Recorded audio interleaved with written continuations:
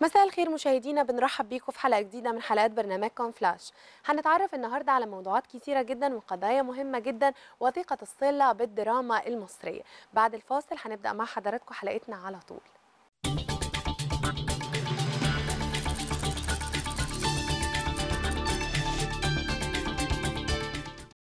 يواصل الفنان سامح الصريتي تصوير مشاهده الخاصة بمسلسله الجديد المنتقم في إحدى فيلل الماريوطية بعد ما انتهى من تصوير كل المشاهد المتعلقة بسلسلة المطاعم في الديكور الخاص بيه، وبعد كده هيبدأ تصوير المشاهد المتعلقة بالفيلا الخاصة بيه، فيلا هارون الطحان.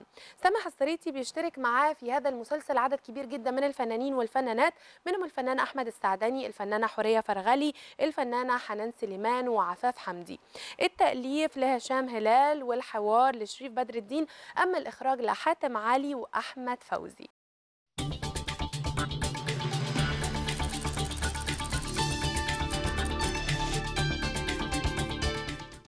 رحل عن عالمنا هذه الأيام الفنان والموسيقار أحمد رياض السنباطي، نجل الموسيقار الكبير رياض السنباطي، عن عمر يناهز 63 عاما بعد مشوار فني حافل.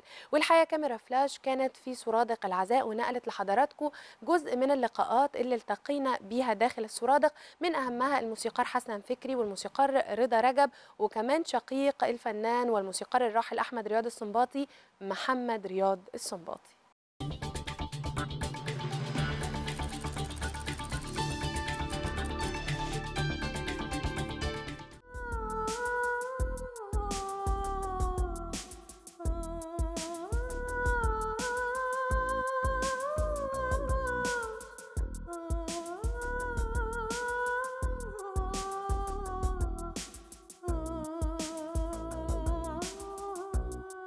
الحقيقة هي علاقة من فترة بعيدة أوي، يعني كانت تقريبا في أحد حفلات اللي هي التلفزيون، وكان هو هيغني في الحفلة دي، فكلمني وقال لي أنا عايز الفرقة بتاعتك معايا وكده، وعملنا حفلة جميلة أوي وغنى فيها طوف وشوف ورحلة العيون و... والقدس حبيبة السماء.